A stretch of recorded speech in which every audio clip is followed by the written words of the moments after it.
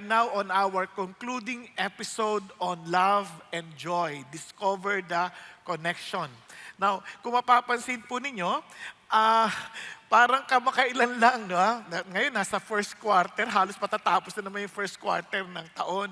Kaya nga ho, napakahalaga na wag ho tayong mabuhay sa kalungkutan at mabuhay sa sama ng loob.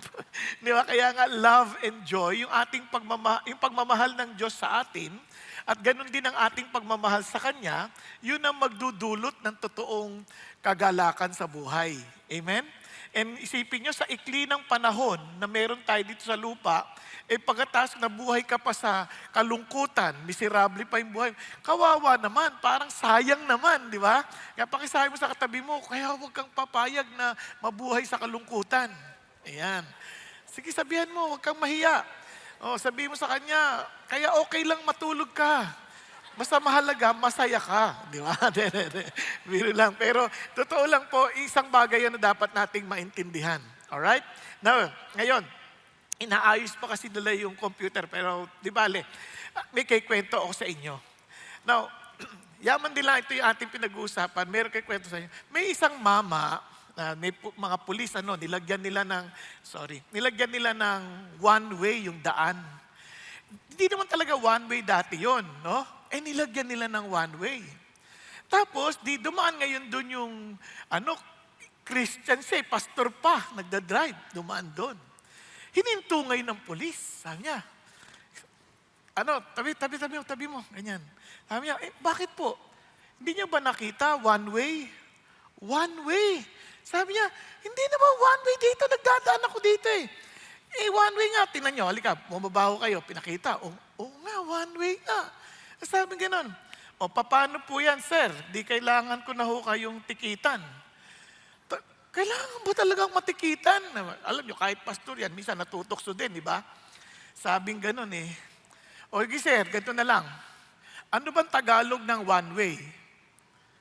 100. Yan, pwede na yan. Pwede na yan. Nung iaabot na nung pastor, biglang sabi ng pulis, pastor ba kayo? Sabi niya, oo, bakit? Born again ako eh. Hindi ako tumatanggap ng suhol sa Christian. Nakakahiya, di ba? Alam nyo, nakakatawa yan, pero sa totoo lang, parang ano ba to? Naglulukuhan ba tayo? Parang yung tayong mga scammer, yung tawag na dyan, highway robbery. Natanungin ko sa inyo, sino sa inyo nakaranas ng manakawan at maloko? Sino nakaranas na? Masaya ba? Siyempre hindi. Hindi masayang naloloko, hindi masayang nadadaya. Pero huwag kayong mag-alala, marami rin ang daya sa akin. Christian din. kaya normal na, parang kumbaga, wow, ayaw natin nadadaya. Ayaw nating nananakawan tayo, di ba? Kasi hindi maganda eh. Hindi siya mabuti na tayo po ay nananakawan, niloloko, nawawalan. Kaya ito po ay isang bagay na dapat natin maintindihan. Ganon din ang ating kagalakan. Bagamat ang Diyos ay, dahil sa kanyang pag-ibig, nagagalak tayo, nananakaw yan. Kaya yun ang ating pag-uusapan ngayong hapon. Dito tayo magtatapos sa ating serye sa Love and Joy, as in, Discover the Connection. Now, bakit we have to guard our joy? Kasi beware of joy robbers. Now, alam ninyo, ang heart ng Diyos para sa atin, maliwanag na sa continuation ng ating series. Sabi dito, rejoice in the Lord always. Again, I will say rejoice. Ang heart ng Diyos, kaya niya inutos to eh. Dahil may joy tayo because of the love of God. Kaya lang, pwedeng nakawin yan. Kaya sabi niya, kaya inuutos ko sa iyo, maggalak kayo sa Panginoon. Ba? Hindi ko sinasabing maggalak kayo dahil sa mga nangyayari sa buhay ninyo, dahil sa mga problema ninyo. Hindi. Maggalak kayo sa Panginoon. At inuulit ko, sabi niya, maggalak kayo, inulit pa. Yan ay inuutos sa atin na maggalak kayo. Bakit? Pwede mo bang utusan ng damdamin? Yaya nga, mali ang ating intindi. Yung rejoicing has nothing to do with our feelings. It is a decision, a choice to make na ito, hindi ibig sabihin ng rejoicing, kaya namamali ang intindi ng iba, kaya naiinis sila minsan sa mga Christian. Yun naman problema sa Christian, mga toxic positive eh. Yung parang toxic positivity na parang kailangan masaya ka lagi. Yung masayang salita, hindi ibig sabihin tawa ng tawa. Kasi ang tawa ng tawa, na kahit may problema, ay kahit na merong namatay na yung tatay, may tama yun. Diba? Kasi yung pagiging masaya, hindi naman yung ibig sabihin, tawa ka ng tawa eh. Hindi ganun ang masaya. Ang tao, pwedeng masayang umiiyak. Tears of joy. Naalala nyo? Mamaya makikita nyo pa yan. Pero ang punto kasi ganito, rejoice in the Lord. Anong ibig sabihin nun? Ibig sabihin, you are to be in the presence of God. Because in God's presence, there is fullness of joy. Kumbaga, once you are elevated or uplifted into the very presence of God, imagine niyo, you are now above your circumstances. Kasi alam mo that God is with you eh. Di ba? Biglang umangat ka ngayon sa iyong kalalagayan sa buhay. Now, tingnan ninyo sa application na to. Tingnan, paano nangyayari ito? Nung una pa lang mga preaching si Jesus, sabi niya ganon, blessed are the poor. Alam niyo yung Tagalog dyan? O anong saya ng mga aba sa spirito. Sabi niya, o anong saya sa mga, tingnan nyo, sa mga nagdadalamhati. Ha? Paano masaya nagdadalamhati? O anong saya sa mga mahinahon? O anong saya sa mga nagugutom at nauuhaw? Meron bang ganun? O anong saya sa mga maawain? Tapos sabi nga, o anong saya sa mga dalisay ang puso.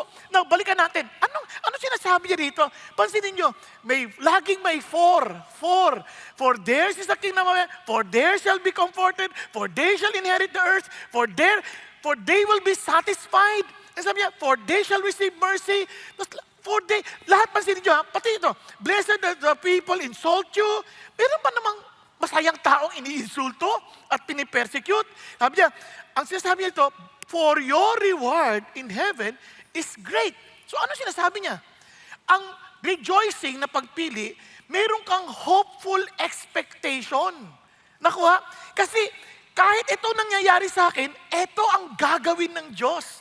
Kaya hindi ka nalulugmok. Nakuha na yung difference? You can choose to rejoice in the Lord kasi naniniwala ako sa pangako ng Diyos. Naniniwala ako sa kakayanan ng aking Diyos. So bakit ako malulugmok? Hindi masamang magdalamhati pag namatayan ka, pero hindi katulad na nawalan ng pag-asa. Na parang, bakit mo kami iwan? Ba't wala na kami? Paano ng buhay namin? Mamamatay na rin ako. Eh di tulak mo, subukan mo. Bakit di ba't mo ditulak? Di ba? Kasi hindi naman totoo yun eh. Yung rejoicing, parang nalulungkot ako. Pero one thing I know, one day we will see each other again. Kaya si David, namatay yung kanyang anak, bago mamatay, nag-aayuno, nakatarapa pa. So natatakot ngayon yung mga tao, sabihin sa kanya na namatay na. Nung namatay na, anong ginawa ni David? Tumayo, naligo at kumain. Sabi niya, bakit ganun ka? Nung buhay pa hindi ka kumakain, hindi ka numim. Sabi niya, malay mo maawa ang Diyos. Pinapanalangin kong siya ay mabuhay pa. Ngayon patay na siya. Maibabalik ko pa ba siya sa akin? Ang sabi niya, paparoon ako sa kanya. O di, mayroon siyang hopeful expectation, one day we will be together again. Nakuha? Kaya we can choose to rejoice instead of killing ourselves to death na parang sa kalungkutan. Sabi niya, hindi ganon. Parang ganito. Si Jacob is a very good example. Now, Jacob loved Rachel kasi sabi sa kanya, anong gusto mong sweldo? Sabi niya, I will work 7 years for your younger daughter Rachel. Siya lang mapangasawa ko. Ano sabi ni Jacob? So Jacob served 7 years for Rachel and they seemed to him but what? A few days because of his love for her. Yan ang rejoicing in that. Alam ko niya, rejoicing in that particular kasi mahal ko yan imagine mo, because of my love for Jesus. Now, parang maikli lang lahat ng ginagawa ko. Parang walang pagod na duwarating sa akin. Why? Because there is a hopeful expectation. Nakuha? Andyan tayo? Para lalo nyo pa maintindihan, ganito. Sino nagmamaneho dito? Nagmamaneho. Okay. So, napansin nyo ba, halimbawa, kung kayo nagkotse, pag nagmamaneho galing sa Amerika at nag-drive dito, o kaya naging pasahero mo, anong reaction nila? Ay! Ano ba yan? Ang didikit! Di ba ganon, di ba? Bakit sila ganon? Kasi hindi lang ma-expect na ganito yung nangyayari dito sa Pilipinas. Na biglang liliko ka na lang, biglang lulusot ang motorsiklong ganyan. Eh kung hindi naman, ano ba yan? Bakit may ganyan? Di ba? Kinakabahan ka. Nung una, kahit ako, ganyan din na, nakakainit ang ulo. Di ba? Pero, ba't na ulit? Teka muna, ba't pa nag-iinit ang ulo ko? Eh yan na yung naging normal na kalalagayan dito. Kaya expected ko na yan. Kaya bago ako lumiko, expected ko na baka may lulusot dyan. Di ba? Hindi ka na nagugulat, katitingin ka na. O, di ba? Hindi yung, tapos pag didikit, pag nagtatraffic, expected ka na magigit-gitan kayo, ganyan. Pagalingan kayo, di ba? Hindi ka na yung naiinis, nagagalit, natutuwa ka na, sige. Parang challenge na siya ngayon. Kasi meron ka ng expectation, nakuha. Pero kung wala kang ganong expectation, magagalit ka palagi. Kasi nga, iniisip mo, hindi dapat ganyan. Kaya ganun din sa atin. Meron tayong problema, that's expected. But in the midst of our problem, I praise God, we can expect that our God is with us. Amen po? Kaya naman, ang blessing pa natin sa Diyos, ang heart ng Diyos, maging masaya ang kanyang mga anak. Hindi mo kaya, huwag kang mag-alala. Bibigyan pa kita ng kapangyarihan. Because he who believes in me, sabi ni Jesus, as the scripture said, from his innermost being will flow rivers of living water. But this is spoke of the Spirit, whom those who believe in him were to receive. Bibigyan pa tayo ng banal na Espiritu. Amazing! For the Spirit was not yet given because Jesus was not yet glorified. So when Jesus Christ rose again from the dead and went up to the Father, He gave us His Holy Spirit. Ang problema, hindi natin iniintindi that we have that Holy Spirit in us who can help us to live a life with rivers of living, of flowing with rivers of living water. Tuloy-tuloy.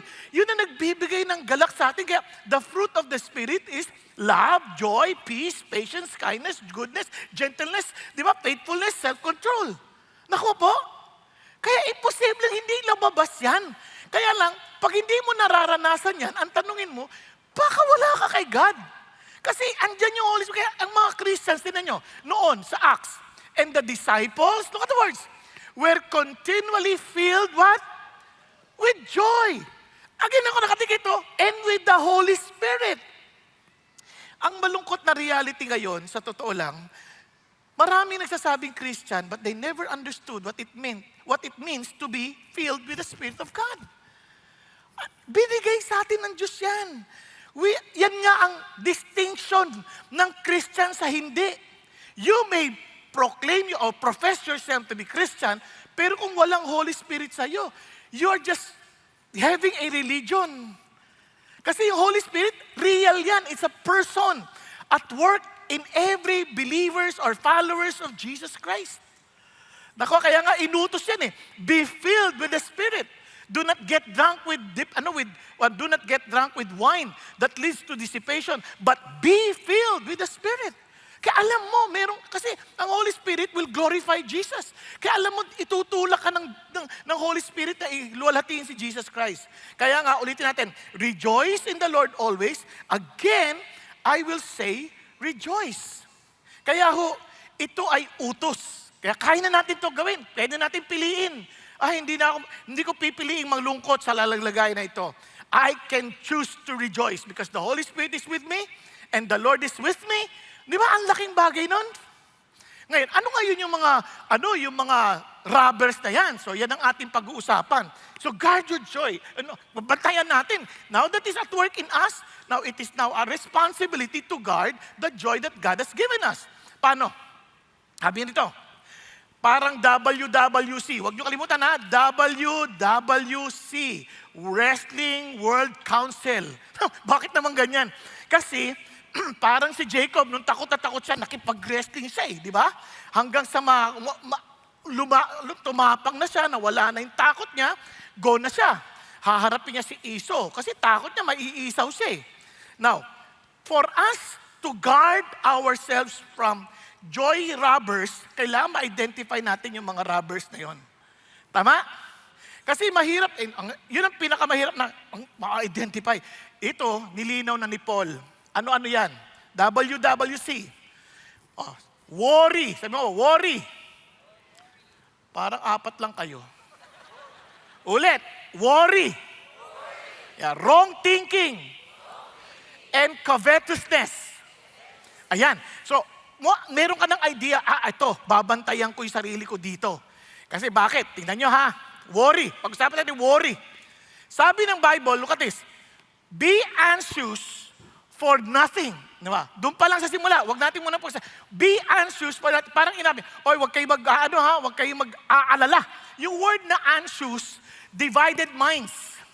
Many minds. Baga, ang dami mong iniisip na parang talagang walang gulong ka na. Yung word naman na worry, kamag-anak ngayon. Kasi, yung worry, yung nasasakal ka na sa dami mo nang iniisip ni hindi mo na alam kung ano gagawin mo. You already lost your control over the situation, kaya sobrang ang worrying, nasasakal ka na. Kaya sabi naman, kaya yung anxious, anxiety at saka worry, pareho yan. Maganda sana kung anxiety na lang, di ba? Anxiety, ganon. Kaso hindi. Imagine nyo, yung anxiety, listen to this, nagsisimula sa isip. Sa isip. Baka kamag-anak yan, wrong thinking. Pero simulan natin, sa isip nagsisimula, maraming iniisip. Imagine yourself, nasa eroplano ka. Tapos, nandiyan na, nasa ano na kayo, alapaap na kayo. Biglang sabi nung kapitan, nag-announcement sa intercom. Ladies and gentlemen, this is your captain speaking. Welcome to flight number 254. Non-stop from Louisville to Miami. The weather ahead is good, and we expect a smooth and uneventful flight. So just sit back and relax. Yun na. Biglang, oh no! Biglang sumigaw na ganun. Ano kayang pakiramdam nyo? Relax lang ho kayo ha, maganda to. Oh no! Lakas pa naman sa intercom. Biglang tumahimik. Kung ikaw, nangyari. Nangyari, biglang sasabayan ng konting konting turbulence na ganyan, 7 minutes, tahimik. Sabi ng kapitan, I'm sorry for the earlier scare. Well, the flight attendant came to me and gave me a cup of coffee and it poured out on my lap. Sabi niya, nabuhos yung kape sa aking lap. Kaya sabi niya, sana nakita niyo sana yung pantalon ko ngayon. So, just to appease them. Anong sinasabi nun? Minsan yung worry mo, kung ano yung tumakbo sa isip. Tama? And alam niyo, minsan ang isip na yan, salbayan eh. Dumadami yan. Akala mo simple lang. Pa, wala na tayong bigas. Bigas. Mamaya biglang parang may bumubulang pati ulam, pati gas, pati pambili, pati si mama wala na. Dumadami. Anong nangyari? Wala pang katotohanan doon. Nakuha ninyo? Dumadami. Ganun ang nature ng worry. Kaya nga, ang problema, pag nagwo-worry ka na, nawawala na yung wisyo mo kasi wala ka ng control eh. Kaya ang dali mo nang magalit. Napansin nyo yung mga nanay at tatay na maiinitin ng ulo? Worried yan. Ngayon, lumapit pa lang gano'n. Pa, ano yan? Baon na naman! Kahihingi mo lang kahapon Di ba? Kahapon po, wala naman di kayo inabot Parang, kasi ang dami iniisip, ang daling magalit. Kaya surprisingly, bago siya sabing be anxious for nothing, ang unang talata na sinabi niya, let your gentle spirit be known to all men. The Lord is near. Tama? Now, halimbawa, naalala ko kwento ko na sa inyo, pero birthday. Nagluluto. Inimbitahan ako. Itong may birthday, nakasigaw na nasigaw. Sinabi ko, patayin mo yung kanin Yung mga bisita, tutong yung kain natin. Sinabi ko, galit na galit, sumisigaw. Tingnan ninyo biglang, eto na ako. Naririnig ko lahat yung sigaw na yan. Medyo malaki rin yung bahay Biglang sabi nung Ma'am, andyan na si pastor. Di ba sabi ko sa inyo? Antayan ninyo.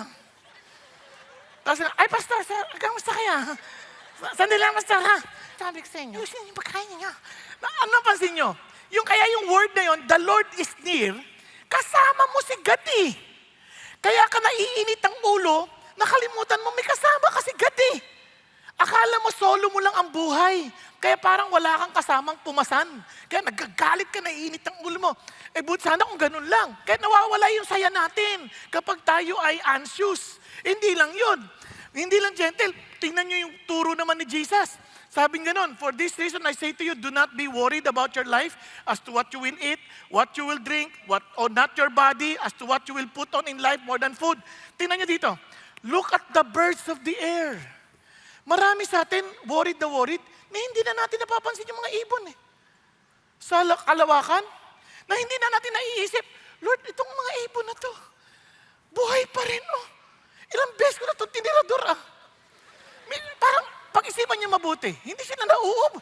Parang ilagay niyo sa isip niyo. Minsan sa sobrang worry natin, hindi na natin na-appreciate ang mga creation ng Diyos. Sa sobrang worry natin, hindi na natin ma-appreciate ang mga tao sa paligid natin. Kaya sabi ng Lord, look at the birds of the air. Hindi naman sila nagtatanim, hindi sila nag-aani, hindi sila nag-iipon. Pinapakain ko sila. Kaya minsan, kaya ang problema natin, kaya tayo worried. Kasi, hindi natin ginagawa yung ating responsibilidad. Kaya nating magtanim. Kaya nating mag-ipon. Kaya nating, mag-ani. Gawin natin, dapat natin gawin. Ano bang wino-worry ng tao? Pera? O bakit ka walang pera? Gastos ka ng gastos eh. Sabi na mag-ipon ka din. Ano problema? Bakit wala ka na naman pera? Hindi ka nagtatrabaho. Alam nga naman dumating lang yung pera na hindi ka nagtatrabaho. Di ba? Iba naman, mga estudyante, ba't ka nagwo-worry? May exam kami. Hindi ka nag-aaral. Kung nag-aaral ka, magwo-worry ka ba? Hindi. Yung iba kasi, kaya nagwo-worry, nag-aaral habang exam. Hindi pwede yun. Habang exam, nag-group study pa. Ano sagot? Ano ka ba? Magwo-worry ka talaga niya kung papasa ka o hindi. Nakuha din nyo? Sa report, sa opisina, nagwo-worry. Hindi mo tinrabaho eh. Talagang, ibiruin mo ba namang nanood ka ng K-drama? Ngayon, drama-drama ka ngayon, hindi ko alam gagawin ko. Kasi if we don't do our responsibility, for sure we will worry. Kaya sabi ng Lord, teka muna. Di ba, hindi ko ba sinasabi sa inyo na, siyempre, sagot nyo lahat yan, hindi ganon. Ito pang karugtong niya, tinan nyo. And why are you worried about clothing? Observe how the lilies of the field grow. They do not toil nor do they spin. Sabi niya, yet I say to you that even Solomon in all his glory clothed himself like one of them. Now, tingnan niyo po. Si Solomon, kaya niya yan. Mayaman yan eh. Kayang bumili ng gusto niyang bilhin. Matalino. Pero hindi niya kayang pagandahin ang sarili niya kapareho ng mga lilies in the field. You know what God is saying? Yung responsibilidad mo, gawin mo. Yung hindi mo kaya, andito ako. I'll take care of you. Di ba? Ako naman magpapakain sa iyo eh. Naalala ko nung natanggal ako sa trabaho, ang nanay ko nasa Canada, pinuntahan ko siya doon kasi yun ang probinsya namin eh. So umuwi ako. Nagsusal. Di, eto na. Kausap kami nanay ko. Sabi ko, nanay ko, alam mo, nung namatay ang tatay mo, hindi ko maiisip paano ako mabubuhay. Kayong mga anak ko, siyempre may kanya-kanya na kayong buhay. Pero hindi ako pinabayaan ng Diyos miski minsan, sabi niya. Miski minsan, kita mo naman hanggang ngayon may pera pa ako. And totoo yun ha, siya pa tumutulong sa mga anak. Sa amin. Siya pa nagtumutulong, nakakahiya minsan isipin. No? Nanay ko na may edad na, siya pa tumutulong. At alam nyo, nung nagkasakit siya, na stroke, 5 years bedridden. Ni 5, wala kaming ginastos para sa kanya. The Lord provided for her. Kaya nung namatay siya, meron pa kaming share na paghahati-hatian. Parang iniisip ko, Lord, hindi kayo nagpabaya. Ibig sabihin, minsan tatatakot na iba sa atin, paano na ako pagtanda? Bakit nung baby ka, kaya mo bang mabuhay on your own? Pinabayaan ka ng Diyos? Hindi. Nung nag-aaral ka, kaya mo mabuhay on your own? Pinabayaan ka ng Diyos? Hindi. Ngayon matanda ka na, nag-aalala ka pa, ipauwi ka na. Nakuha nyo, parang, huwag kang mag-alala, hindi kita pinabayaan nung bata ka, hindi pa rin kita pababayaan hanggang sa pagtanda mo. Dahil hanggat hindi ka tapos sa misyon na binigay ko sa iyo, hindi ka mamamatay. At ako magpo-provide ng kakainin mo. Yun ang sinasabi ng Diyos. Kaya, you don't need to worry. Kaya balik tayo, kaya, do not worry then. Saying, ano kakainin ko? Ano iinumin ko? Ano susuotin ko? Tingnan ninyo, sa ibang translation, sa New Century Version, for those who do not know God, eagerly seek all these things. Yung mga hindi nakakilala sa Diyos, lahat ng alang gawin, yun ang inisip nila. Ano damit ko? Ano kakainin ko? Ano... For those who do know their Father, sabi niya, that you need all of them. Alam mo, alam ng tatay mo na kailangan mo yan. Ako, tatay din ako. Hindi ko kayang matiis na hindi ko mabigay ang pangailangan ng anak ko. Di lalo na si God na holy at blameless and perfect Father. Ako, basta magtatay pa ako niyan. Hindi ko man kayang i-provide lahat ng kailangan nila, hindi ko pa rin matiis na kahit pa paano meron akong may ambag. Nakuha ninyo? Eh di lalo na yung tatay natin sa langit. Kung tatay natin siya, wala tayong dahilan na mag-worry. Pero kahit sinong anak, hindi naman natapos dyan eh. Tingnan nyo, karugtong. Ano sabi? Kaya seek first His kingdom and His righteousness. Hanapin natin ang kanyang kaharian at ang kanyang katwiran, lahat ng ito, damit, inumin, pati pagkain, ako na magbibigay sa iyo niyan. Okay tayo? Kaya lang, makukontento rin dapat. Mamaya pag-uusapan natin yan. Kasi iba, binigyan na ng pagkain. Nakakain na, busog na, naghahanap pa ng dessert. Kailangan ba talaga anak yung dessert na yan? Wala lang. Kung hindi na kailangan, kung busog ka na, okay na yan. Ano pa hanapin mo? Iba gusto ng damit. Gusto pa, branded. Hindi naman masamang branded, pero bakit mo gustong branded? Di ba? Yung masanay lang tayo, ano yung bigay ng Diyos, okay na. Kahit sa amin, alam nyo, siyempre gusto natin healthy living, di ba? Lagi ako sinasabihan ng mga doktor, o kakain ka, organic, ganyan. Pero hindi ko naman masasabi sa tao, organic lang ang bibigay nyo sa akin, ha? Kasi nagbibigay sila paminsan-minsan eh. Alam nyo kung ano binibigay? Yung mga bawal, yung mga cake, ganyan, di ba? Yung tipong gusto ka nang mamatay agad. Ngayon, ito maganda. Sabi ko, Lord, paano ko ito iiwasan ngayon? Ayoko man kainin kasi kailangan healthy. Ito binigay nyo eh. Ito pinadala nyo sa tao, pinadala nyo sa akin. Cake. Anong sagot ng Diyos? Kung ikaw ay may trabaho, kahit laso ng makain mo, hindi ka maapektuhan. Hindi mo lang sasadyain kainin yung lason. Kasi pagpapakamatay na yon. Pero kung iyan ang pinrovide ko sa iyo, eat what is set before you. Kaya huwag mong sasambahin ang iyong kalusugan at ang iyong regimen. Ang sasambahin mo ako. Kaya magpasalamat ka. Huwag mo i-worry, baka magkasakit ako, tsaka Lord, ang taba ko na. Huwag mo i-worry yun. Yung iba nga kain ng kain, hindi tumataba eh. Yun ang mag-worry ka dahil mamamatay yun. Naintindihan niyo ibig sabihin? Andyan pa kayo? Hindi ko sinasabing hindi tayo mag-iingat. Hindi ko sinasabi yun, mag-iingat tayo. Pero, may mga chances na wala tayong control. In fact, ang worry is a control issue. Kaya tayo nagwo-worry kasi hindi na natin makontrol yung nangyayari. So we are playing God. Kapag tayo nagtitiwala sa Diyos at siya yung Diyos natin, then we have nothing to worry. Concern niya yan. Nagkakaintindihan? There was a time, nagtatanong ako sa Diyos, Lord, parang kulang ata yung provision mo sa akin. Ang dami kong gastos. Eh di ayusin mo yung gastos mo. Check-in mo. Chichinek ko. Oo nga, ang dami kong mga subscription na hindi naman pala kailangan. Di tinanggal ko. O di nagkasya na ulit. Minsan tuturuan ka naman ng Diyos eh. Pero hanapin mo yung kaharian niya. Are you following? Andyan pa kayo?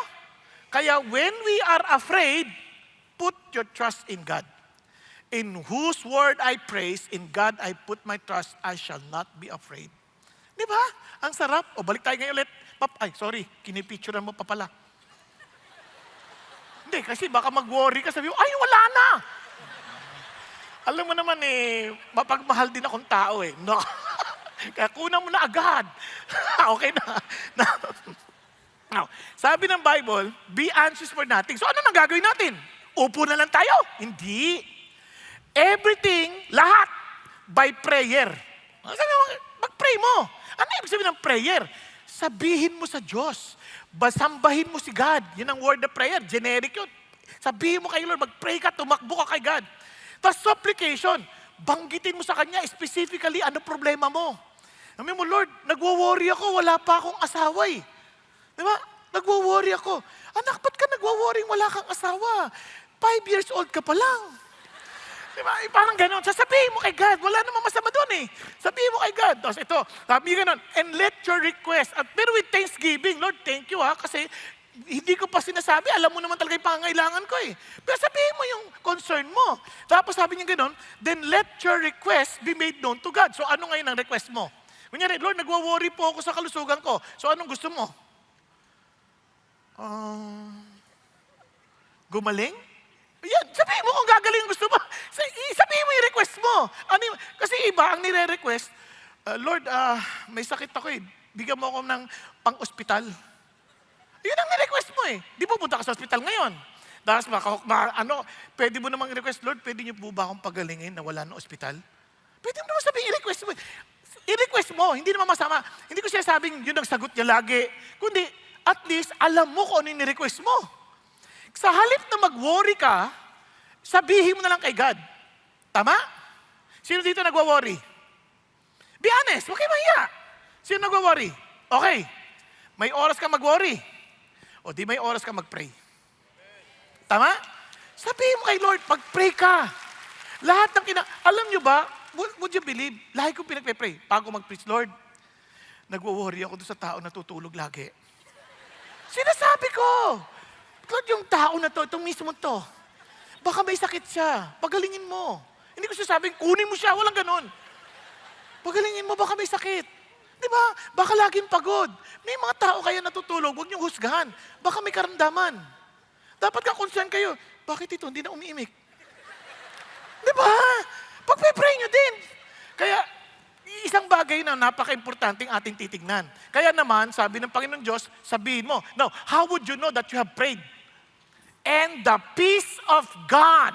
Napaka-importante yung kapayapaan ng Diyos, which surpasses all comprehension. Maaring wala pang nangyari sa sitwasyon mo. But surprisingly, there's a peace na parang wala na yung issue sa'yo. Wala na yung concern na yun, nabigay mo na sa Diyos. And sabi nga doon, will guard your heart and mind in Christ Jesus. Ano nangyari? Yung puso mo, yung isip mo, nabantayan na ng kapayapaan ng Diyos, at ang isip mo nakatuon na kay Jesus. Kasi the reason why we lose our control, the reason why we get anxious, the reason why we get worried, kasi nawala na yung isip natin kay Jesus. Nandun na tayo sa sitwasyon, nandun na tayo sa mga pinagdadaan nating problema. Kaya sabi ng Lord, once you pray, bumabalik ka sa presence ni God at yung isip mo, bumabalik na kay Jesus. Are you following? Pag bumalik na kay Jesus yan, nagkakaroon ka na ng kapayapaan. At doon, bigla kang magpapasalamat because that is the will of God in Christ Jesus. Di ba? Kaya, huwag kang titigil. Kaya ba kasi nag-pray eh. Lord, yung anak ko po, hindi pa umuwi. Ano ba yan, Lord? Huwag kang titigil hanggat wala kang kapayapaan. Minsan, yung kapayapaan na yun, dadaling ka ng Diyos sa kanyang salita eh. Kaya, eto na. Now that your mind and your heart is focused on Jesus, ito naman ang ating responsibilidad. Yan ang role ni God after praying. Ito naman ang responsibilidad natin. Bantayan natin from wrong thinking. Di ba? Tingnan nyo. Ang sabi, finally, brethren. Di ba? Yung isip mo na kay Jesus na.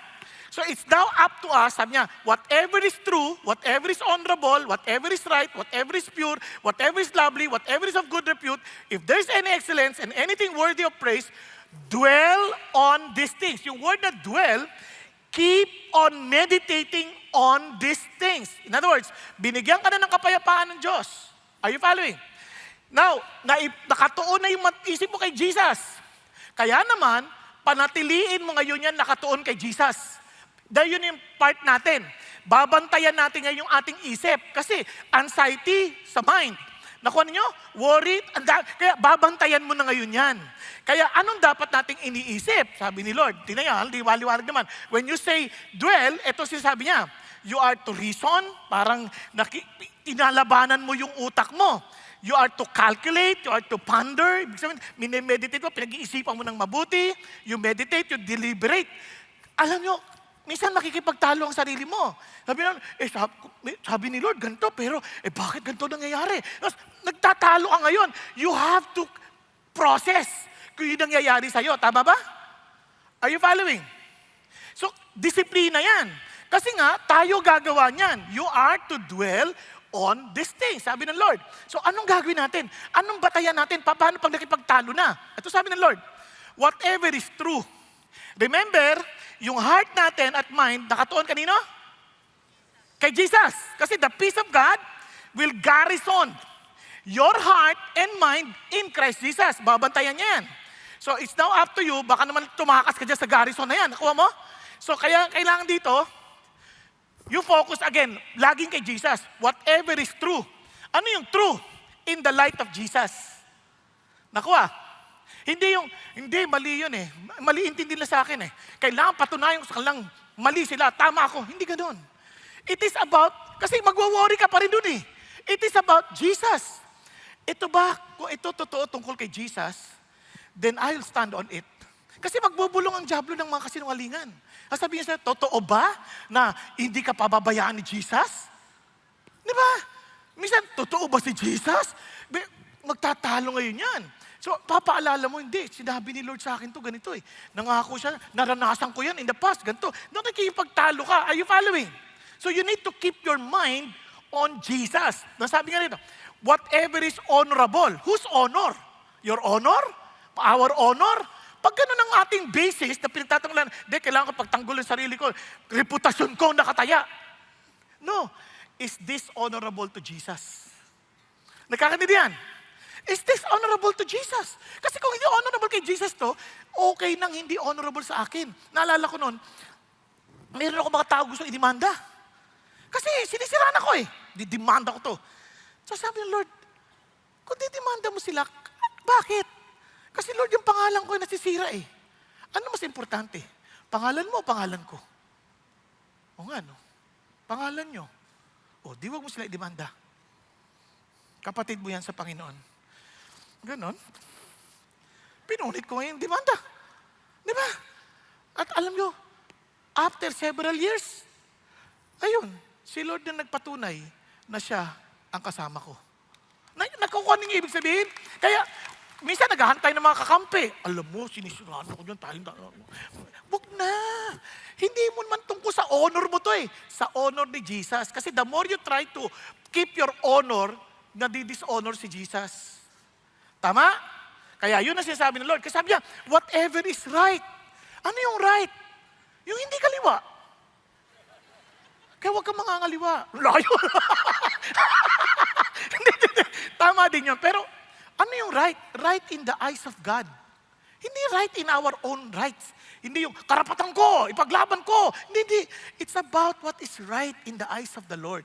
E tuloy niya dito, whatever is pure in the standard of God, whatever is holy or innocent in the eyes of God, whatever is lovely to Jesus, whatever is good repute, if there's any excellence, look at the words, worthy of praise of Him, dwell on these things. Nagkakaintindihan? Yun lagi nating iisipin. Lord, ikaw, total yung heart ko na sa'yo na. Kaya lagi kong isipin, Lord, kapag ako ba'y nagdududa, makakaglorify sa'yo, it's not worthy of praise. Di ba? At hindi rin yan makatotohanan. Kasi hindi nagsisinungaling si Jesus sa kanyang pangako. Di ba? Kaya yun ang hahawakan natin. Now, paano natin ma-maintain yan? Ito, this book of the law shall not depart from your mouth.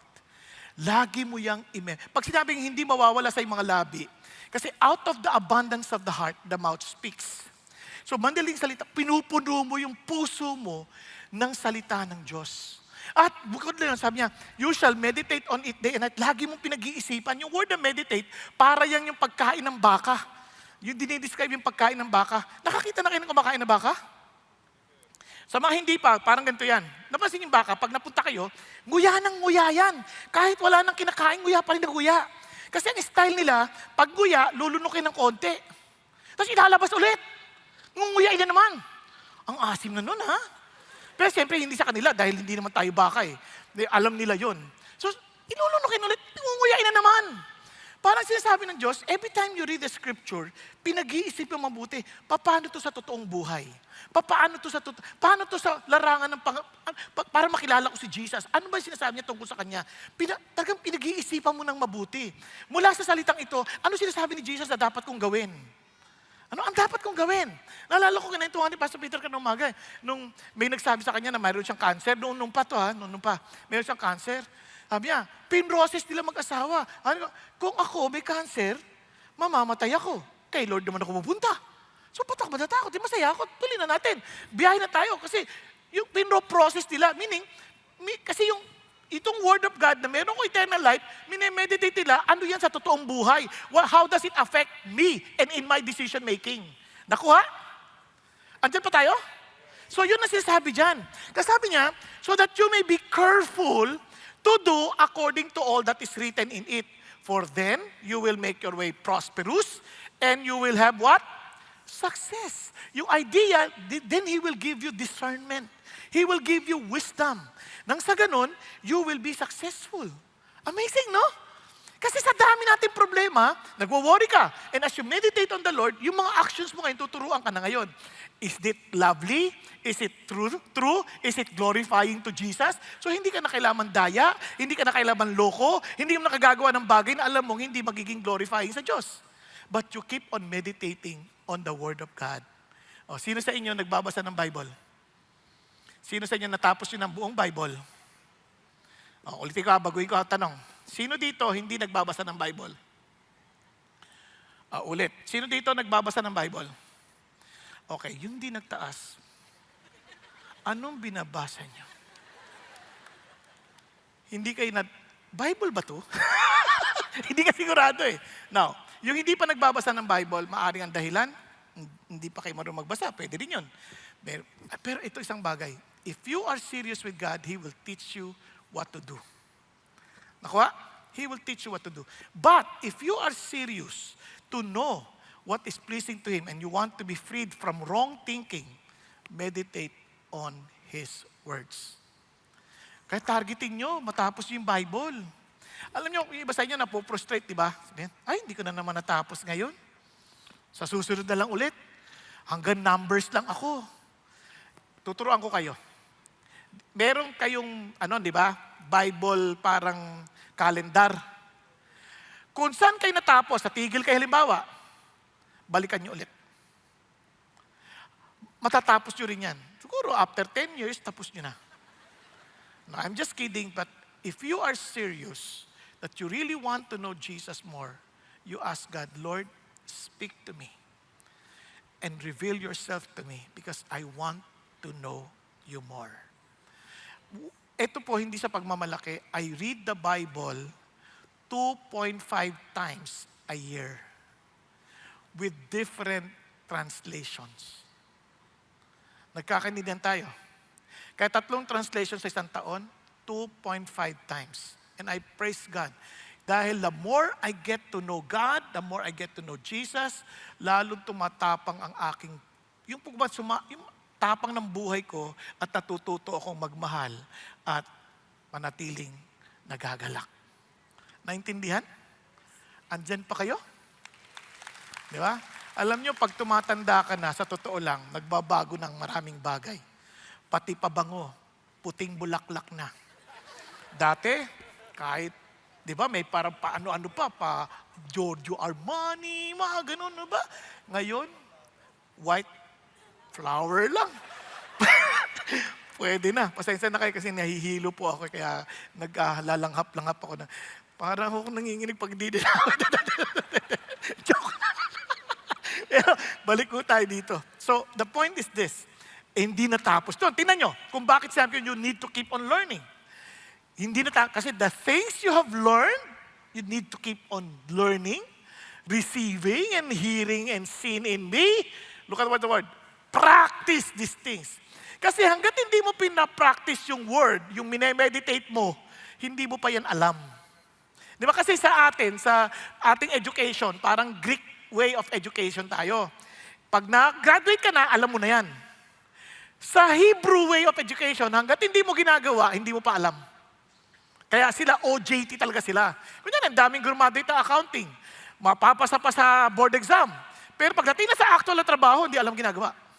Sa totoo lang. Kasi marami na ako na-encounter na gano'n. Sabi nila sa akin, accountant po siya. Ganon, tingnan ko. Tapos mag-meeting, tingnan ko yung financial statement. Ano to? Parang tindera lang to sa palengke. Hindi ko minamalit. Kaya lang yung tindera sa palengke, mayroon silang parean ng pag-record. Pero sa accounting, may specific standard din yan. Kaya ko nasabing ganon, kasi parang siya, practical niyang ginagawa, pero hindi ayon sa standard na maiintindihan ng BIR, maintindihan ng mga financial analyst. Kaya parang sa palengke ito Di ba? Nakuha nyo, ulitin ko, hindi pang insulto yun pagko-comparison lang yun. Kumbaga kahit sa driving, meron marunong mag-drive, pero pagda-drive nila, yung tipong hindi nag-aral. Pumasa sa exam, kasi pwede naman, kasi naalala ko, minsan nag-exam ako, okay, true all false ito time pressured. Okay? Number 1, true. 2, true. Ano yan? Kaya pala dami pumapasa dito sa exam kasi sinasabi ng sagot. May ganon. Hindi ko alam kung saan kayong nag-apply pero doon sa pinag-applyan ko nung una, ganon ang na-experience ko. Kaya pasado rin ako. Yan ang isang malaking parang nakakatuwang experience. Pero yun ang sinasabi ko, hanggat hindi mo ginagawa, hindi mo alam. Tama? Okay. Kaya sabi ng Panginoon Diyos, ito ngayon, the moment na na-experience mo na, na-practice mo na, look at the words. And the God of peace shall be with you. Yung una, peace of God lang Eto, God of peace mismo ang kasama mo. And obviously, in God's presence, there's fullness of joy.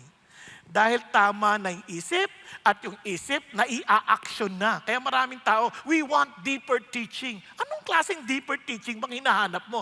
Ito ang deeper teaching. Yung turo, hindi lang nagstay dito sa isip, umabot sa paa at kamay na kung saan na ilalakad mo at na igagalaw. Yun ang deeper teaching. Nakuha natin?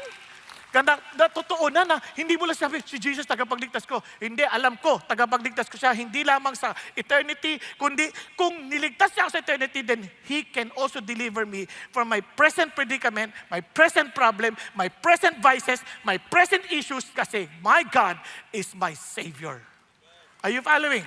Kaya doon lumalawak. Now, ito na po, kaya pwede mo nang sabihin sa sarili mo kasi yung sarili natin nakikipagtalo yan Sabi natin, basta hindi ako naniwala. Why are you despair, O my soul? Hoy, ba't ka ba nalulungkot?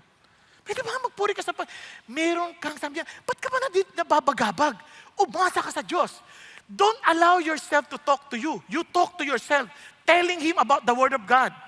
Nagkakaintindihan. Ngayon lang, pag gagawin mo yan, huwag mo lang laksan. Kasi baka may naglalakad, ano ka ba? Bakit ka ba ganyan? Baka bigla kang kunin at dali ka sa Mandaluyong. Di ba? Ito, yung pagtatalo na parang kinukonvince mo sarili mo, magtiwala ka kay God. Diba? Ang daming ganyan sa Psalm. Bless the Lord, O my soul, and all that is within me. Sinasabi niya sarili niya, uy, pagpalain mo si God. Don't forget your benefits. Di ba? Sinasabi mo sarili mo kasi hindi lagi tayo pagdating dito parang, wow, I speak the name of Jesus. Lagi ganun. Hindi naman laging ganun Minsan parang, Lord, bakit parang hirap na hirap ako magpuri sa'yo? Kaya sabi mo, ano ka ba? Ba't di ka nagpupuri? Magpuri ka, hope in God. Nakuha ninyo? Kaya po sakali lang may narinig kayo nagaganyan dito, intindihin nyo na lang. pero you can convince yourself by telling yourself, come on, you trust in the Lord. Di ba? You trust in God. Now, paroodin po natin ang testimony nito para makita natin how it is being applied sa kanyang sariling buhay. Si Ate Ruchi. I was not a good wife because I brought unforgiveness, bitterness, and anger from my childhood and my broken relationship with my family into my marriage. I mistakenly believe I was justified in holding on to these emotions, but they poisoned my heart and relationships. These lingering family issues damaged my marriage, my husband, and my ability to love the Lord. I assumed I knew Jesus because I prayed the prayer of acceptance, but my life showed no real change. I had a misguided belief that my happiness depended on changing my circumstances rather than my heart. So 4 years into the marriage, I left my husband thinking I would find happiness. Instead, I found misery, loneliness, and chaos. So while I was in medical school, I thought visiting my husband on weekends would ease my pain, but it only led to more fights. I blamed him for our failed marriage, not realizing the real problem was within me. The church encouraged him to keep the door open for reconciliation. So when I asked why he allowed me to come over despite the conflict, he said it's because he couldn't bear the thought of me spending eternity in hell. That he was the only link that I had to the church, and apart from the church, I would be lost. So after 4 years, I returned to my husband, not out of love, but out of fear of God, knowing that God hates divorce. My heart was still clouded with the wrong mindset. And JP accepted me back, not because he felt love, but in obedience to Christ. He had heard an inner prompting which said, "This is your opportunity to destroy someone or build someone up. How can you not forgive when you yourself have been greatly forgiven?" Well, it took 2 more years, but I finally encountered the Lord in a Holy Spirit class that JP was teaching. I heard a voice say, "Your husband isn't your enemy. The enemy is yourself, Satan, and the world." I resisted, insisting JP was my enemy. But God repeated, "No, Ruchi, your enemy is yourself, Satan, and the world." And at that moment, my eyes were opened. I realized my wrong mindset, thinking that JP was the problem, was blinding me from the truth. I felt a deep need to change and follow Christ. I started reading God's Word and attending every Bible study and retreat that I could. The Holy Spirit showed me the many ways I needed to change. Our marriage didn't transform overnight. It took years for me to shift my focus from JP to the Lord. I still struggled with unforgiveness, which was the barrier to my relationship with God, my parents, my husband, and others. So in 2019, we attended Bruce Wilkinson's 70 by 7 seminar on forgiveness. I knew this is what I needed. And JP later recounted that at one point, he saw me crying uncontrollably. He knew I was finally having the breakthrough I had long needed. That day, I forgave my parents, JP, and 25 other people. I realized I had been withdrawing from those I hadn't forgiven. Well, this came at a perfect time. I was about to turn 50 years old and was anxious about my parents' visit. But by God's grace, the visit went well. And when they left, something miraculous happened. God restored all the love I had for my husband. He placed in me a deep desire to pray for our marriage. Until then, my prayer had been, "Lord, change JP." But God corrected it. "Lord, change me first." This was the prayer that God answered. Forgiveness freed me from spiritual bondage and allowed me to grow into the person that God intended me to be. When I released my bitterness and resentment, God restored the joy that the locusts had eaten. He unleashed the abundant life. He promises in John 10:10, "The thief, the devil, comes to steal, kill, and destroy. But I came that they might have life and have it abundantly." So in what ways has God allowed me to experience the abundant life? Well, first, God has restored my marriage, and JP and I will be celebrating our 33rd year anniversary this April. Praise God. And I can honestly say, I now super duper love my husband. I have a deep appreciation for him. He's so smart, so godly, and so cute. Bec- Because for years, I didn't see this. I now recognize that unforgiveness had been the barrier to truly knowing and loving God and others. And more importantly, my relationship with God has become vibrant and real. I know how much God loves me and desires for me to be conformed to the image of Christ. God speaks to me, He convicts me, He encourages me, leads me, and gives me wisdom. And I feel such freedom in joyfully obeying Him. Before, I was extremely reclusive, but after my spiritual release, God blessed me with wonderful friendships. I now enjoy fellowshipping, discipling, mentoring young women, and even playing badminton with CCF members much younger than I am. I am also privileged to speak and serve in Women to Women and to minister alongside my husband in retreats and counseling. From the most difficult wife to a wife who now cherishes her husband, only God could change someone like me. Truly, there's always hope and joy in Jesus. All glory to God alone. Amen. Amen. Biruin mo, dahil lang sa maling kaisipan, masisira ang relationship mo sa tao, masisira ang relationship mo sa asawa, dahil lang sa maling kaisipan. Kaya hubuti na lang ang tamang kaisipan na ibalik siya sa Diyos. Ulitin ko hanggat hindi ka bumalik kay Jesus, hindi ka mag-iisip talaga ng tama. Kahit anong talino natin. Kasi wala tayong compass wala tayong guide, wala tayong parameters. Ano ba dapat? Sa dami ng mga kaisipan dito sa mundo, everything can influence us. Kaya nga, naalala niyo siya sabi sa atin lagi ni Pastor Peter, yung T principle, ano yung iniisip natin, it will affect our feelings. Di ba? Kapag nag-iisip ka ng mga nakakatakot, talaga matatakot ka. Pero yung emotion na yun ang magtutulak sa'yo to act. Okay? Kaya naman, tayong lahat, ang angad natin, kasi we are in a warfare. Kailangan, sabi niya, we walk in the flesh, we do not war according to the flesh. For the weapons, yung ating pong armas for our warfare are not of the flesh, but divinely powerful for the destruction of fortresses. Sabi niya, we are destroying what? Speculations, yung mga maling kaisipan. And every lofty things raised against the knowledge of God. And we are taking every thought captive to the obedience of Christ. Yun ang ating hangad. Yun ang ating gagawin sa ating mga sarili. Hindi ka pwede, hindi totoo yan. Kasi hindi yan align kay Jesus. Nagkakaintindihan tayo? Kaya naman, ito po, ngayon alam na natin, mayroong worry, may wrong thinking, mayroon din yung pangatlo, covetousness. Ito napaka-crucial nito.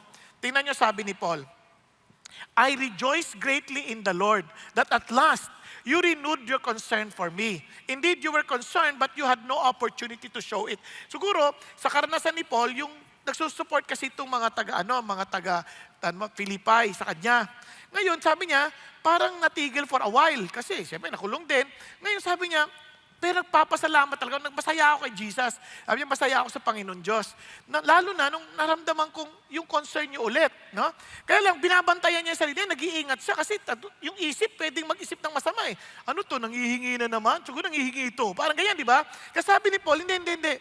Just to make it sure. Kasi mga tao, sa mga naririnig dito, tingnan, nagpipreach akong ganyan. Minsan iba-iba tanggap natin Minsan ang tingnan, na-mersional ito Parang ako tinutukoy nito. Na huwag kang mag-alala, hindi kita kilala. At kung kilala man kita, hindi ka akong iniisip ko. Nakuha ninyo? Parang, kumbaga, minsan may tendency na parang, siguro, pinatatamaan ako nito. Yung mga ganyan ba? Ngayon, ito po, isipin nyo kaya sinasabi ko na si Paul, nung sinusulat niya to, gusto ko maging malinis ang utak nyo. I'm not saying this because I am in need. Nakuha ninyo? For I have learned to be content in whatever circumstances I am. Ako, natutunan ko ng maging kontento. Ngayon, ano ba yung kontento? Ano ba yung kabaligtaran ng hindi kontento? Yung hindi kontento. Kumbaga, kung ikaw ay kontento, yung kabaligtaran niyan, ito, sabi sa dictionary, covetous, greed, envy, dissatisfaction, restless, discontent, yearning, jealousy, excessive, ambitious, and frustration. Kasi pag hindi tayo naging kontento, nako, sigurado yan, mawawala yung joy natin kasi mafo-frustrate tayo palagi eh. Paraging kulang. Kasi parang meron na naman kailangan. Kaya si Jesus, si God, noong pa man sa Old Testament, inutos na yan. Sabi niya, you shall not covet your neighbor's house. You shall not covet your neighbor's wife, or his male servant, or his female servant, or his ox, or his donkey, or anything that belongs to your neighbor. Sabi niya, wag na wag mong hahangarin. Now, ano bang ibig sabihin ng covet? Kasi, tingnan nyo akala ng tao, madaling intindihin yan eh. Pag kinovet mo yung pag-aari ng kapitbahay mo, kinuha mo, hindi na covet yon, kupet. Di ba? Ngayon, yung asawa, ginusto mo, kinuha mo, katulad ng ginawa ni David, kinovet niya yung asawa ni Uriah, hindi na rin covet yon, kabet. Nakuha? So, ano yung ibig sabihin ng covet? Ito yung covet, ang ibig sabihin nito, parang sobrang pagnanasa mo, to the point, ito na ako mo-control sa'yo. Kunyari, meron siya. Kailangan magkaroon din ako ng ganyan. Kahit na, hindi naman yun ang kukunin mo, pero gagawin mo pa rin para makuha mo lang yun, para mayroon ka din.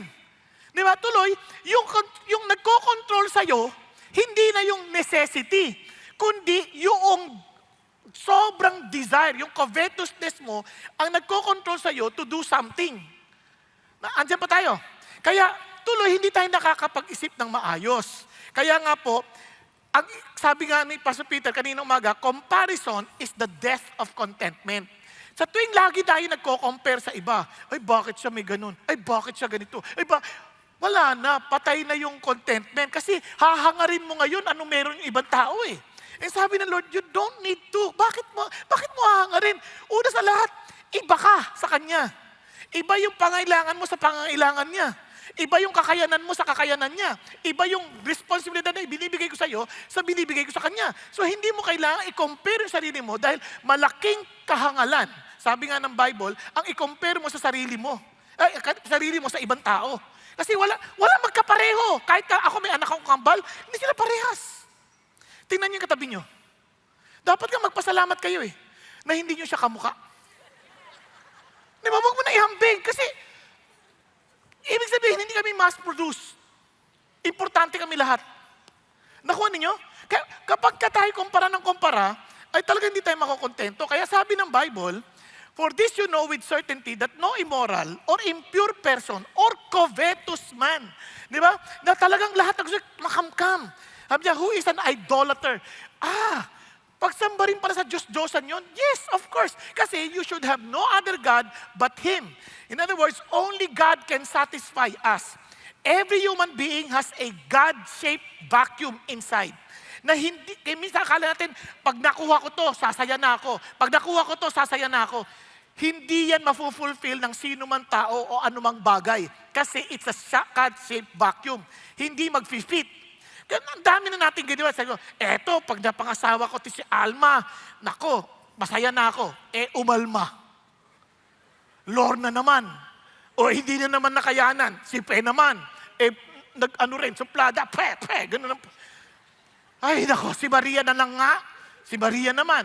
Hindi pa rin ako kontento. Si Mario naman.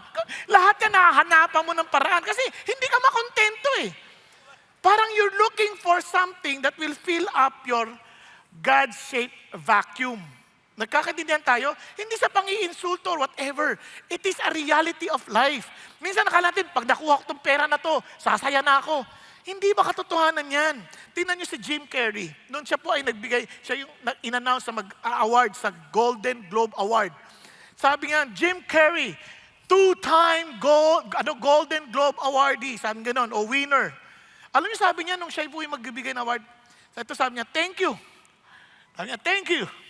I am two-time Golden Globe winner, Jim Carrey. Sabi niya, and when I go to sleep at night, sabi niya, I am not just a guy going to sleep. Sabi niya, I am two-time Golden Globe winner, Jim Carrey. Inuulit-ulit niya, going to get some well-needed shut-eye.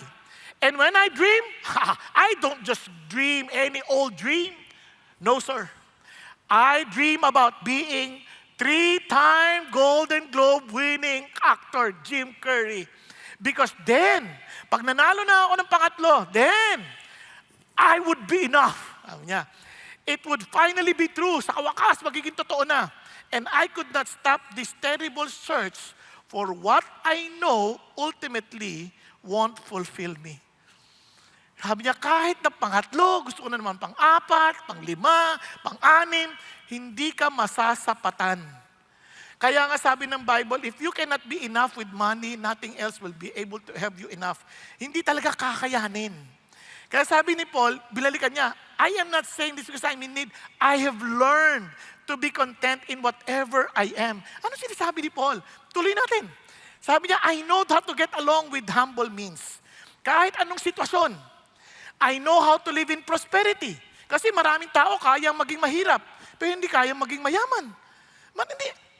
Maraming tao, naalala ko sa Amerika, ang sweldo nila, yung sweldo natin ng isang buwan, nakukuha lang nila isang araw. Tapos naghihirap sila, I have no money, ang ganda pa ng damit. I have no money, I am broke. Sabi ko, kawawa naman to. Samantalang sa amin, no money? Matagal na! Di ba parang alam na natin, pero tingnan nyo, nung nagkapera na, doon na hindi alam. Nagkapera na, hindi na alam paano gastusin. Bibili na kung ano-ano, kahit hindi kailangan. Wala na, hindi na alam. Kaya nang bababae na, nang lalalaki na, kung ano-ano na ginagawa. Kasi hindi niya alam eh. Di ba? Ngayon, tuloy tayo. Sabi niya, tingnan nyo in any and every circumstance, look at the words, I have learned the secret. This is something that you should never forget. Yung contentment, yung maiwas ka sa covetousness, hindi yan obvious sa lahat. It is a secret that you should know and learn. Paano ka naging kontento? Secret. Di ba? Ibig sabihin, kailangan alamin mo talaga yung sasadyain mong alamin. Sasadyain mong matutunan. Kasi secret nga eh. Hindi yan madali. Of being filled and going hungry, both of having abundance and suffering need. Paano? Ano yung sikreto, Paul? Hindi na, sirit na. Ito, I can do all things through Him who strengthens me. Unless you find your satisfaction in Jesus Christ, you'll never understand what satisfaction really means. Nagkakanindihan tayo. Kaya ang tao, habang lumalayo kay Jesus, lalo silang nafo-frustrate sa buhay. Because nothing else can ever satisfy our God-shaped vacuum. Because that is only fitting for God. Nagkakanindihan? Kaya sabi niya, nevertheless, you have done well to share with me in my affliction. Kaya, again, contentment is learned. Appreciating what you have. Being grateful and thankful, independent of circumstances, centered on Christ. It is not automatic. Hindi yan automatic. It's focusing on what you don't have. Kasi pagka hindi ka kontento, nag-focus ka sa wala ka eh. Sa halip na mag-focus ka sa meron ka. Laziness, complacency, grumbling, natamad, and having all you want, and focus on self. Laging ano sasabihin na sa akin. We are hungry for yung ating mga comments ng ibang tao. Alam niyo ba, ang greed, hindi lang naman yan sa pera. Minsan, uhaw din tayo sa pansin. Kaya nga may KSP. Tama? Minsan, hindi ako pinansin nito. Minsan nga binati, nakaganyan, hoy, kamusta ka na? Tapos dire-diretso lang. Hindi ako pinansin. Ang yabang nun ah. Hindi niya alam na nabahin siya, tulo-tulo na yung sipon. Kaya nagmamadali. Naghahanap ng tissue. Hindi ka na naawa sa tao na yun. Hahanapin mo yung pampansin. Alam ka naman sabi niya, hi! Pag-isipan niya mabuti. Di ba? Kaya nga, nakafocus sa sarili. Minsan, alam niyo ba, ang dami ko nang napipigilang mga sinasabi sa preaching, alang-alang lang sa iba. Kasi uhaw sila sa pansin. Naulit tayo. Kaya sabi ng Bible, tingnan nyo, kung si Jesus ang sekreto, then make sure that your character is free from the love of money. Being content with what you have. Why? For He Himself said, I will never leave you. I will never desert you. Or I will never forsake you. Kung si Jesus, huwag kang matakot. Hindi kita pababayaan. Hindi kita iiwan. Nakuha ninyo? Ang sarap pata. Sa buhay, kung sino yung kasama mo, yun ang nagbibigay ng tapang sa'yo. Kaya ito naman si Paul, sabi niya, kaya alam nyo yan, wala naman tumulong sa akin kundi kayo.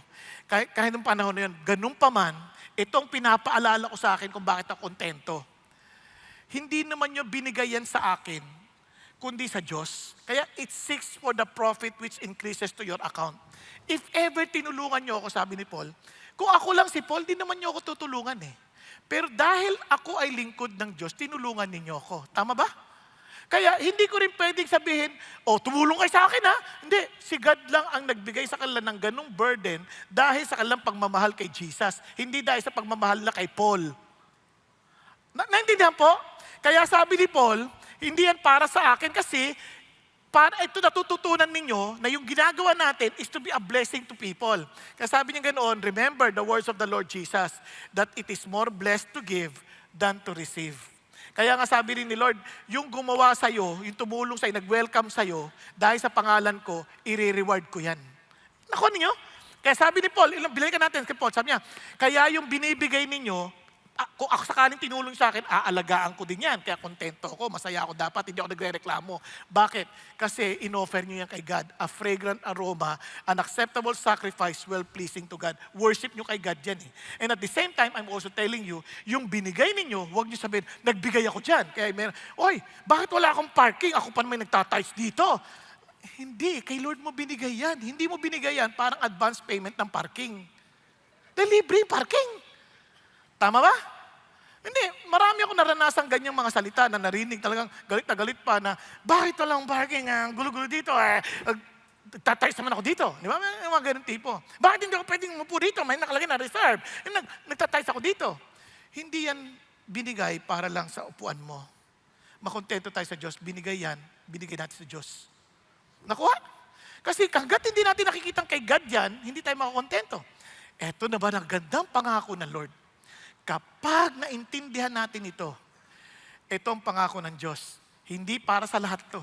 Para doon sa mga naintindihan lang, my life is on Jesus. My life is Jesus Himself. Kasabi niya, and my God will supply.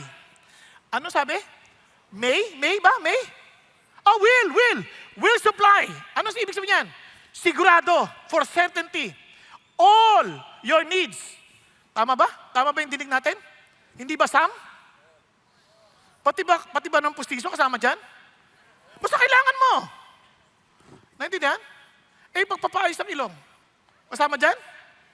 Kung kailangan mo. Kung kailangan mo.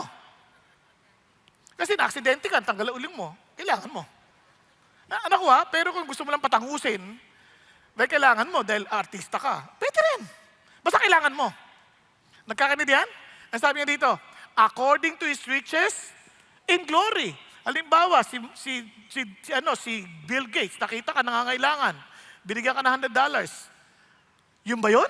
Hindi according to His glory, according to His riches yun. Kasi $100, ano yun? Barya lang yun. Pero si God, hindi kanya titipirin. Kasi according to His riches in glory. In Christ Jesus. Kung wala kay Jesus, iniinsulto mo si Jesus, hindi para sa iyo to. Para lang to sa mga na kay Jesus. Are you following? Now to God the Father, be the glory forever and ever. Amen. Hallelujah. Kaya before we end, pasensya na kayo, manood tayo ng isang pang testimony na it captures everything that we've talked about. Okay, ito po si Leonardo. 10 to 15 years ago, I noticed that I was slowly losing my eyesight. In our family, this is genetically inherited.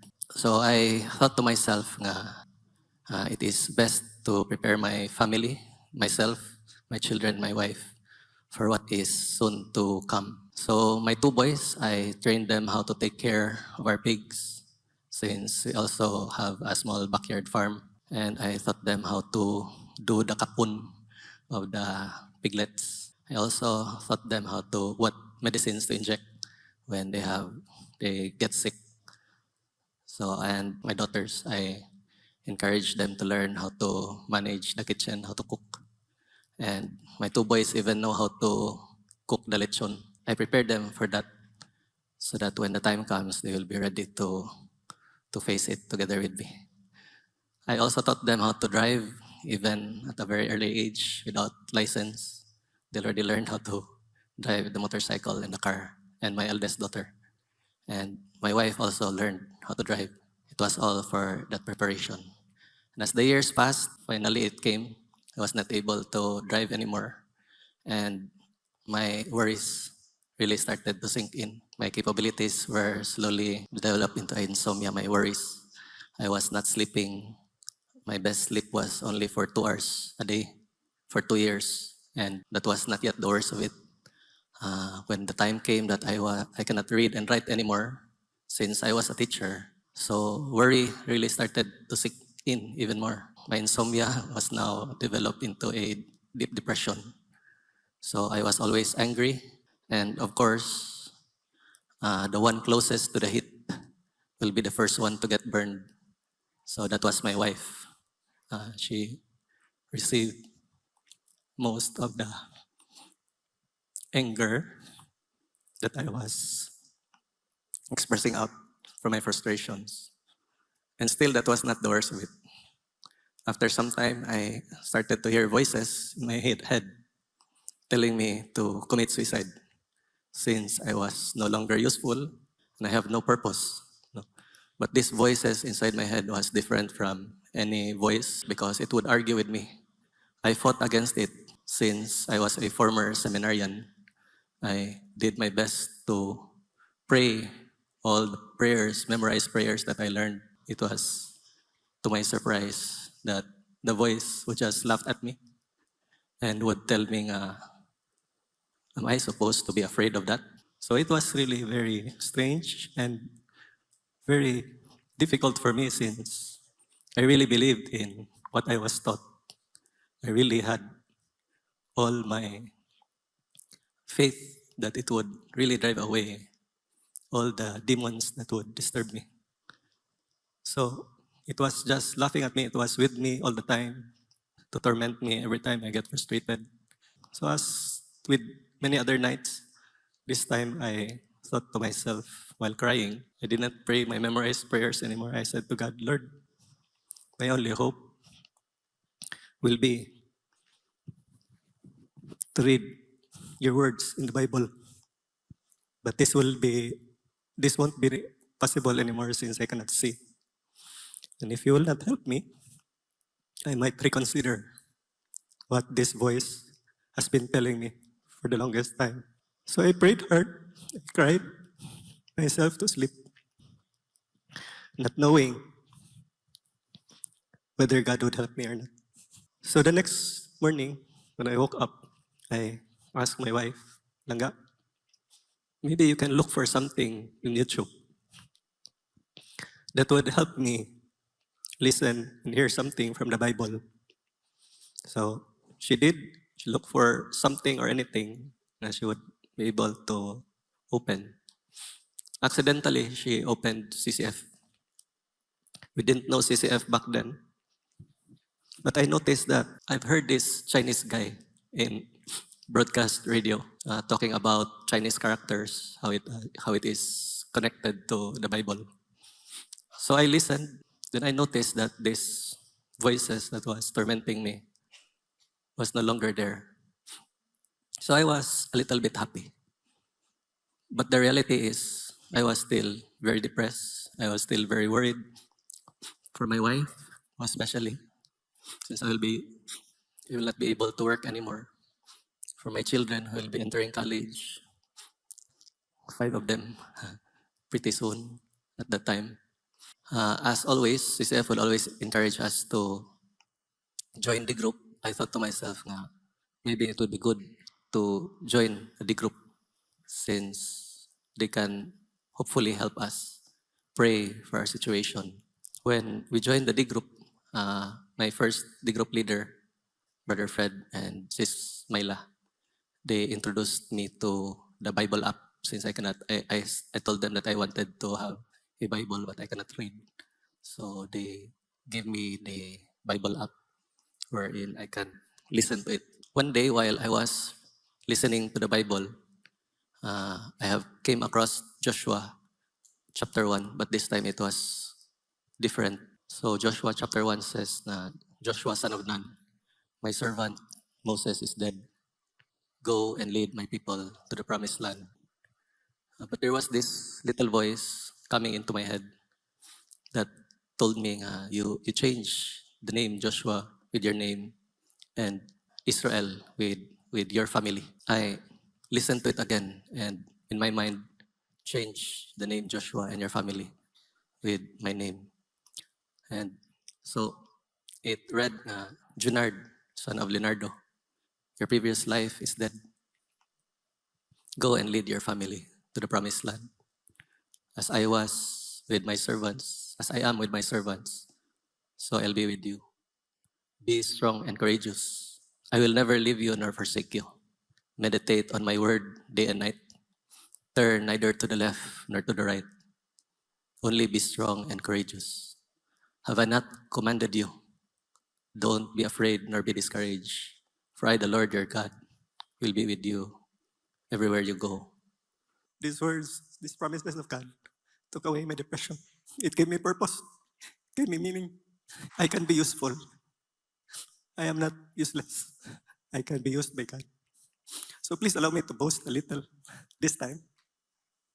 Since it is said na if we are to boast, we have to boast on the goodness of God.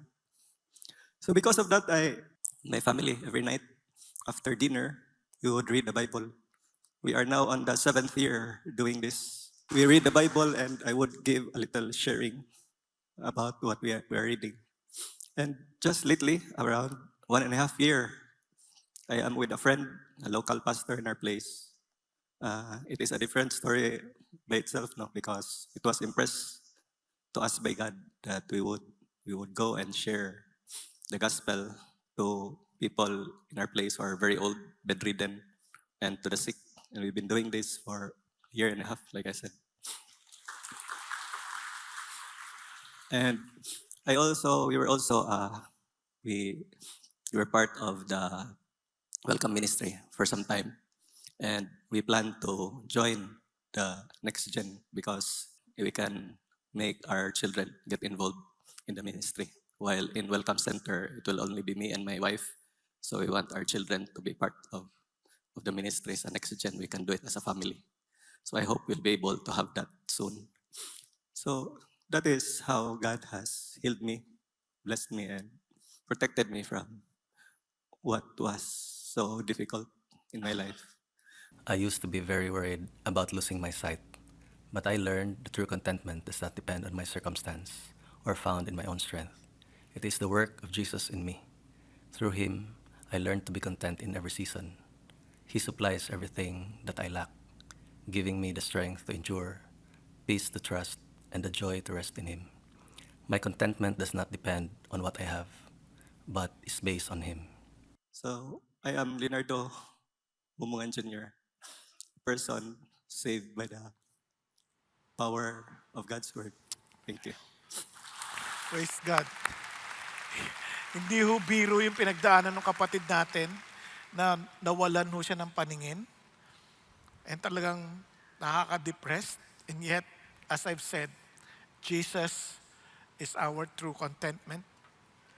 He is our deliverer from worry and from wrong thinking. And alam niyo po ba yung anak niya recently graduated? Magna cum laude. Amazing. Praise God. Kaya mga kapatid, unless we ourselves experience God, na masasabi natin, oh, taste and see that the Lord is good. How blessed is the man who takes refuge in Him. Alam, minsan, hindi lang ho yan sa isip. We must experience God. Sabi niya, oh, fear the Lord, you His saints. For those who fear Him, there is no want.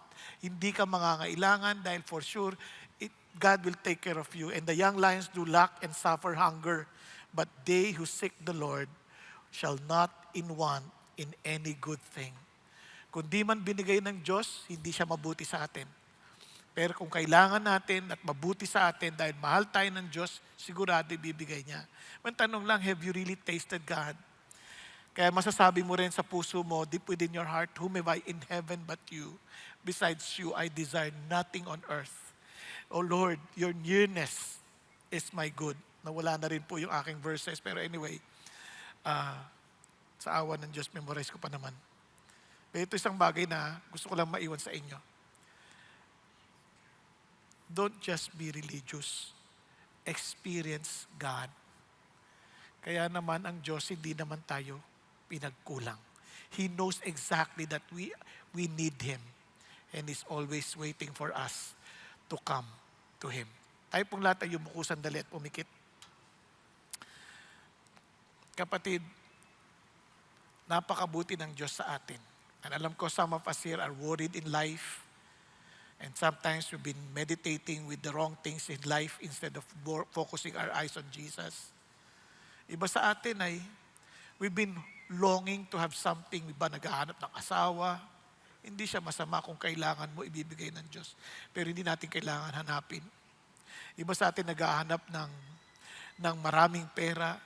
Hindi siya masama pero kung kailangan ibibigay ng Diyos, kung hindi naman kailangan, hindi natin dapat dahil alam natin na kontento na tayo kay Jesus.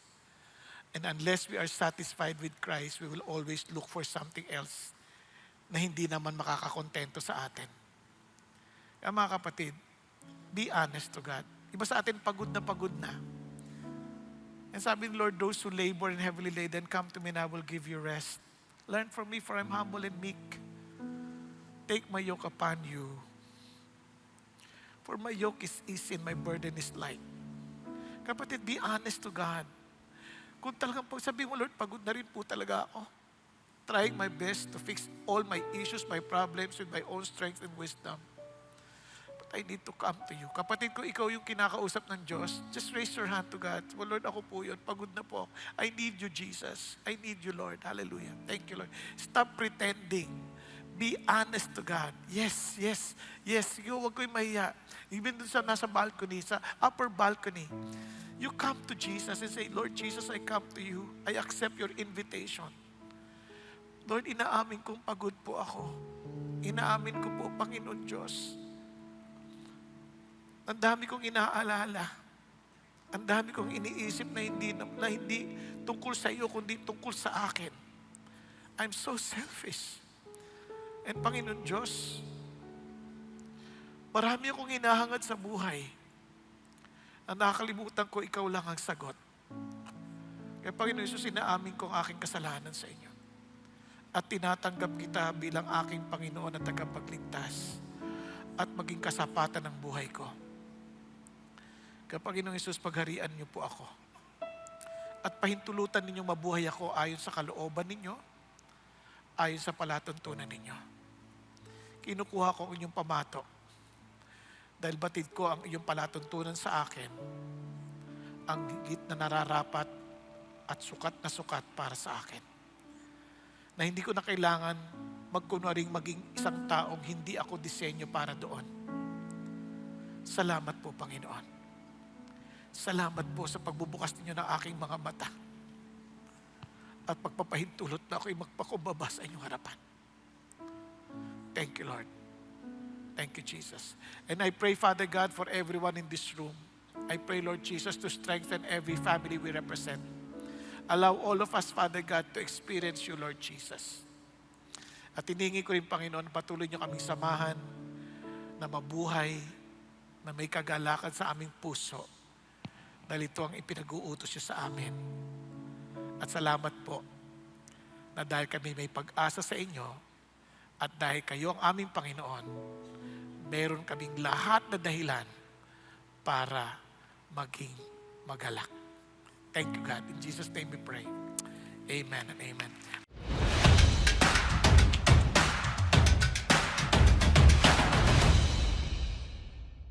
Magandang araw, CCF family. Welcome to Sunday Fast Track, where you ask real-life questions and we give you biblical truths. Ako po si Gia Custodio mula sa Big Singles Ministry at kasama natin ang ating speaker na si Pastor Bong Saking upang sagutin ang inyong mga katanungan. Magandang araw po, Pastor Bong. Salamat po sa inyong mensahe ngayong araw. Kamusta po kayo? Buti mo din. Praise God po. Ayan. So, para po sa ating unang katanungan, base sa Philippians 4, verses 11 to 13, ano po ang pwede nating matutunan sa postura ng pagiging kontento ni Apostle Paul ukol sa pagkakaroon at pangangailangan? Si Paul mismo nagsabi niya, I've learned to be content. No? Doon importante na willing ka to learn. At in fact, sabi pa doon, the secret, no? I learned the secret of contentment. Kailangan aminin natin na itong contentment is something na hindi ito normal. Ito ay isang bagay na may lihim. No? At ang lihim na ito ay nakadikit kay Jesus Christ. Kaya sabi niya, I can do all things through Christ who strengthens me. Kaya naman, kahit anong sitwasyon, hindi na issue yung sitwasyon, kundi kung sino yung kasama mo. Di ba? Kasi kapag kunyari yung bata, kunyari yung isang bata, no? Takot na takot. Pero pag alam niya yung tatay niya, kahit di naman niya alam na hindi makaya ng tatay niya lahat ng bagay, kasama niya, nawawalan siya ng takot. Kung ito yung kanyang pinagkakatiwalaan at inaasahan na alam niyang ito yung nagmamalasakit sa kanya. Ganon din sa Diyos. If God is with us, sabi nga, who can be against us? Di ba? Kaya naman, si Paul, malakas ang loob niya kasi I can do all things through Christ who strengthens me. Amen. Salamat po, Pastor Bong. Para naman po sa ating susunod na katanungan, paano natin maprotektahan ang ating puso sa pagkukumpara ng ating buhay sa mga tao na mukhang meron na ang lahat sa mundong ito? Ayan. Una sa lahat, kailangan mo maintindihan na mula sa salita ng Panginoon Diyos that we are individually designed by God for a certain function. No? Hindi tayo pare-parehas ng role sa buhay. Kaya hindi mo pwedeng ikumpara yung sarili mo sa ibang tao. Pangalawa, yung meditation mo sa Word of God. Minsan, ang name-meditate natin, ano yung meron sa ibang tao? Lalo na ngayon sa social media. Nasusundan mo yung Facebook, yung Instagram, di ba? Ang dami ng mga na parang nakakainggit, sabihin, uy, buti pa siya, meron ng ganito. Yung classmate ko, iba na yung buhay niya ngayon. Pero sa totoo lang, yung mga bagay na yun, pwede namang i-edit yun eh. Pwede namang yun ay panlabas lamang ng mga larawan, pero ang totoo lang pinagdadaanan hindi naman lang nasasabi at hindi mo rin malalaman. So sa halip na mag-meditate ka sa mga ganung bagay, i-meditate mo yung Word of God. Kaya sabi ng Bible, this book of the law shall not depart out of your mouth, but you shall meditate on it day and night, that you will be careful to do everything written in it. Then you will be what? Prosperous and have good success. Amen. Ang ganda rin po ng sinabi nyo kanina, no? Kung may time mag-worry, may time po mag-pray.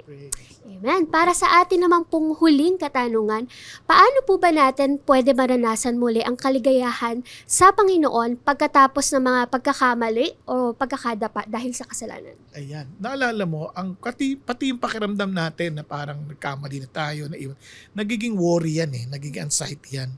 And si David nagkamali. Talagang big time. Talagang nangalunya na, siya pa ang pinaka-mastermind ng pagkamatay ng asawa ng babae na hinagad niyang makasama. Anong sinabi niya? Kumbaga sabi ng Bible, pray, then supplication with thanksgiving. Let your requests be made known to God. Mapapansin mo si David, sinabi niya talaga, Lord, restore to me the joy of my salvation. Specifically, ni-request niya yung talagang gusto niya mangyari. Hindi lang siya humingi ng tawad, humingi talaga siya ulit na ibalik mo yung kaligayahan sa akin. And God answered this prayer. Kasi pagdating sa Psalm 32, blessed is the man whose sins has been not counted against him. Di ba? Whose transgression is forgiven. Ang saya-saya niya bigla. So, doon makikita mo, babalik ka ulit sa ugnayan mo sa Diyos at magkaroon kayo ng magandang relasyon ulit. Kasi ang Lord naman, nagpapatawad sa atin, hindi the way we ask for forgiveness, kundi because of Jesus Christ who died and rose again from the dead. Amen. Salamat, Pastor Bong, sa pagsagot sa aming mga katanungan. And para naman po sa mga D-group leaders, tayo na't muli mag-power up. Ito ay 3-part series kung saan matututo tayo kung paano i-handle ang mga mahihirap ngunit mahahalagang pag-uusap. Next week, March 16, si Brother Peter Tanchi Jr. ang magbabahagi sa atin ng mga prinsipyo ukol sa usaping ito. Kita-kits tayo. And that's it for CCF Sunday Fast Track. God bless.